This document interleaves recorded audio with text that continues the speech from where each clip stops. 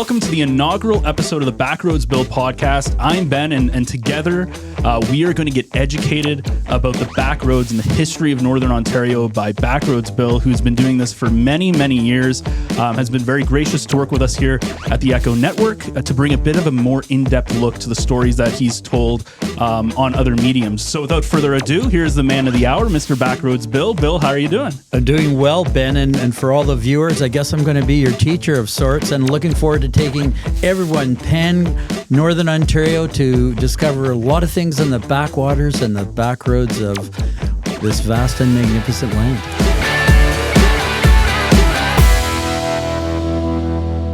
So almost every Canadian knows the story of Terry Fox, but for those who might not be familiar with it, whether they're not Canadian or because that's the beauty of the internet, not everybody has to be localized, or if they're just maybe a little bit younger and they haven't really heard the history and stuff.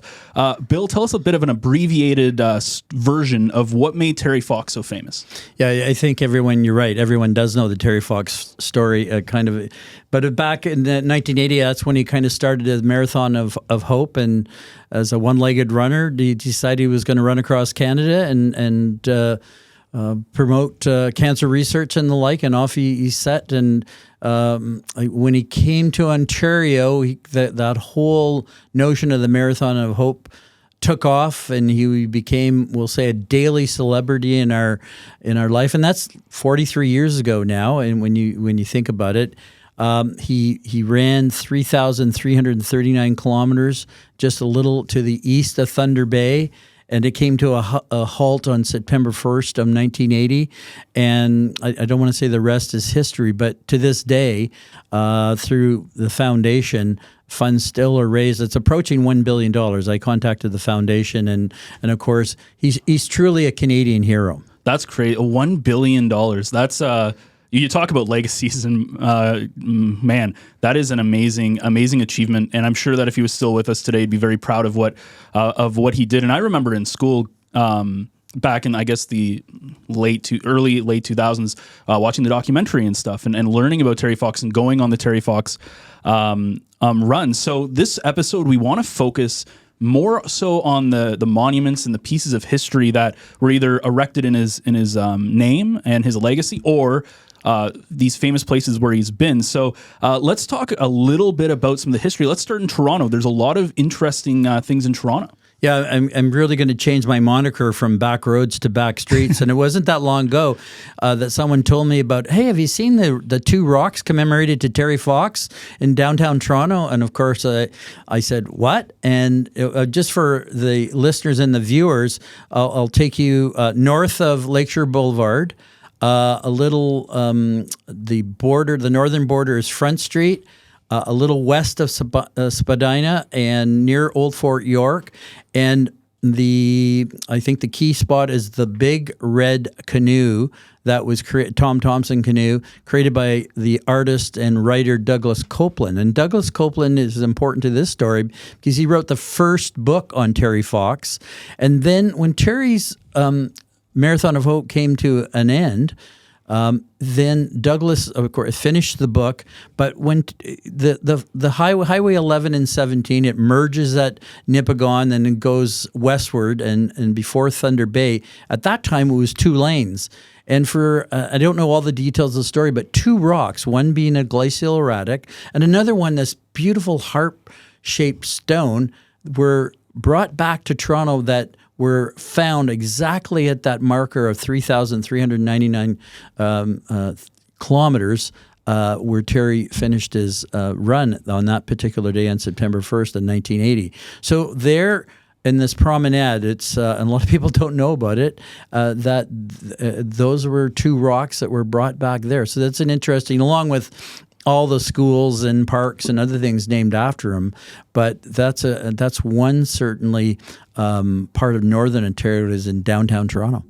Yeah, and it's kind of interesting that now, did his run take him through Toronto at all, or was it more? Did he kind of go around? Because you kind of have to go a little bit out of your way, right, going down south. No, he was. I mean, as he hit Ontario and moved toward Toronto, that was it became increasingly known that Terry and of course lots of public appearances in and around Toronto. Then he went up Highway 69 towards Sudbury, and then went up Highway 17 along the Sioux, and so on and so forth. Yeah, and you were obviously alive when this was happening. So what was your experience like, kind of in that area where you got to see this kind of happening in real time? Yeah, no, I think for all of us that were alive at that particular time, that here's an extraordinary person that was doing something extraordinary at the time.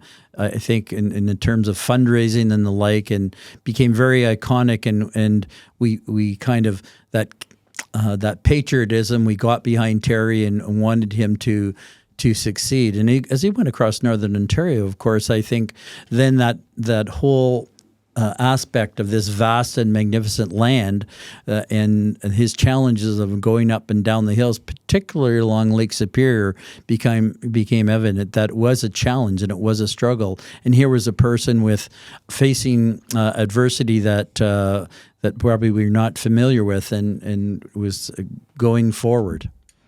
Yeah, and there was obviously a lot of coverage. Was this something that people followed every single day, or was it more just kind of you read it in the newspaper, maybe you saw it on the news? No, I think people wanted to follow it every day, and yes, it was in the newspapers and on all the other media at the time. There was no social media at that time. Just imagine what it would have been like if it was in the present tense, and so that's, I think, very, very important. And I know we're going to talk about the kind of where the run ended, and I think that's very, really important because when you drive westward now, you will come to that marker at 3,339 kilometers. It's just a little blue fingerboard, and approximately 11 kilometers to the west is that magnificent Terry Fox monument facing westward, and in the backdrop is the sleeping giant, and so that is so commemorative, and I mean it's one of the most popular tourism icons in Canada. Yeah, I remember that. I remember when I was a kid, my uncle lived in Thunder Bay, and we went there. My sister actually went to Lakehead for school, so she lived there for a number of years. But I remember going and seeing like the giant monument that's there, the Sleeping Giants, of course, very, very famous landmark in Thunder Bay. And it's kind of wild when you think about the fact he starts in St. John's. He was going to go all the way to Victoria. Unfortunately, as you said, he had to stop in Thunder Bay. Like he wasn't able to make it all the way there. Still, that's a long way to run. So you talk about that marker. Unfortunately, the marker where he went by, I'm pretty sure like people don't really know, like people know the statue, but it's that marker that people tend to go past without even realizing it's there, right? Well, we're probably going in excess of 100 kilometers an hour in that 4-lane stretch. And again, it was 2 lanes at the time. And yeah, it's just a blue fingerboard sign that you often see put up by the MTO, and there's not much of a shoulder. I have stopped and taken photos of it, and it's a really, I think, important commemorative location on that highway and on our landscape. Do you think if he did this today, I know you mentioned this before, but if he did this today, do you think how different would it have been in terms of him actually, not the social media presence, but I guess the actual him running through there? Do you think it would have been different, or would have been pretty similar? That's a good question, and again, just knowing the terrain that he had to cross all the way across Canada, but certainly the terrain along Lake Superior has not changed, and this 4-lane highway business starts now at approximately Nipigon, going all the way to Thunder Bay. So that would have been a little bit different, but I think the encouragement and support he had with social media would have been that much even better still. Yeah, and we talked about how it's up to $1 billion. I'm curious. I'm really curious if that number would have been higher too. Oh. If eventually, just because of even though so many people knew it, like it wouldn't just be Canadians. I think it would be much more kind of around the world that people would realize like what's going on.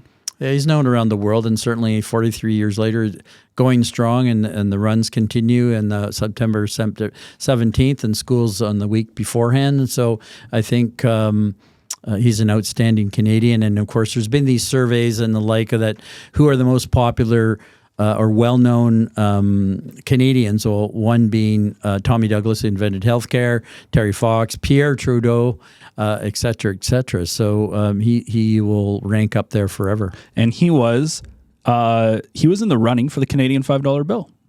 Yeah, exactly, and so he was commemorated on coins and the like. So, and of course, buildings and parks. And I think whether you ask me this question or not, Ben, because we're going to embark on this series of podcasts with Backroads Bill, and we're going to look at all kinds of locations and neat spots across Northern Ontario. But I knew you're going to ask me that probably about what's his legacy, and so Terry's legacy is this: when you look at the future.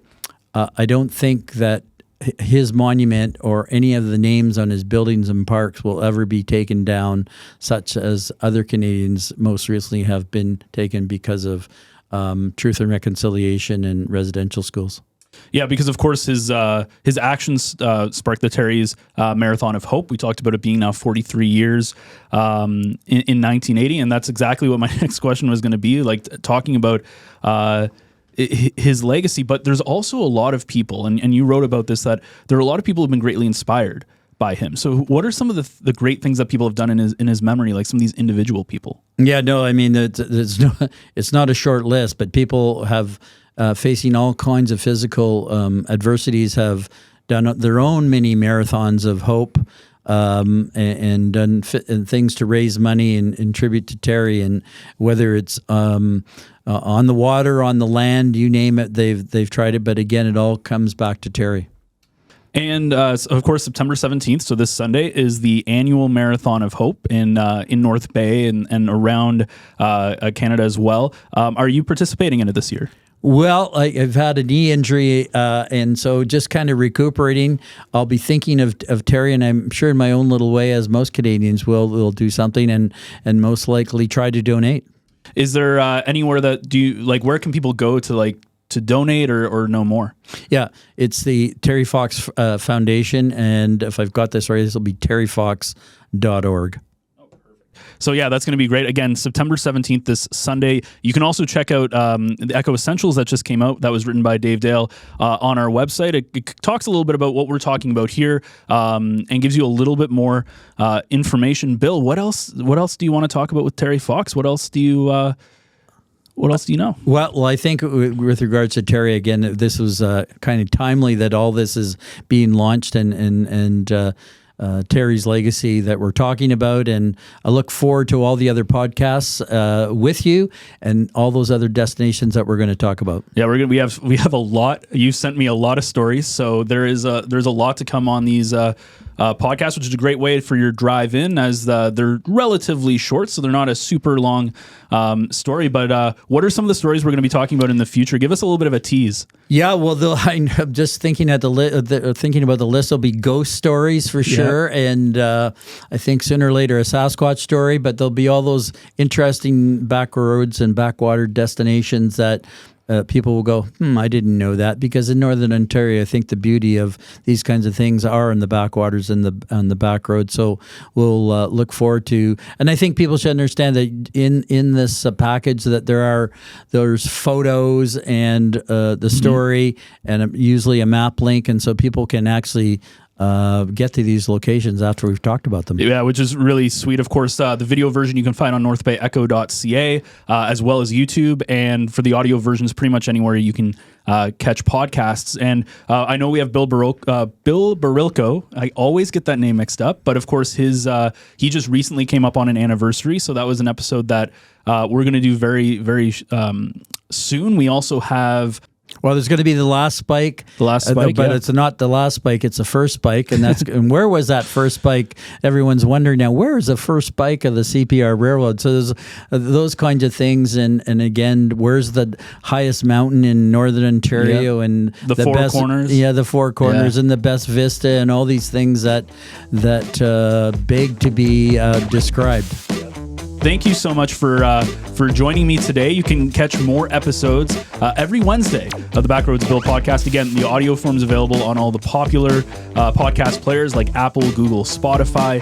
If you want to watch the video version, again, go over to NorthBayEcho.ca. And while you're there, you can also see some of the other great local North Bay podcasts that both are produced by Echo, like our flagship To North Bay with Love, or other creators like Small Town Times. And if you're a hockey fan or a Battalion Voodoo fan, you can check out The Frontline. So, Bill, before we leave, any last nuggets of wisdom? Happy trails.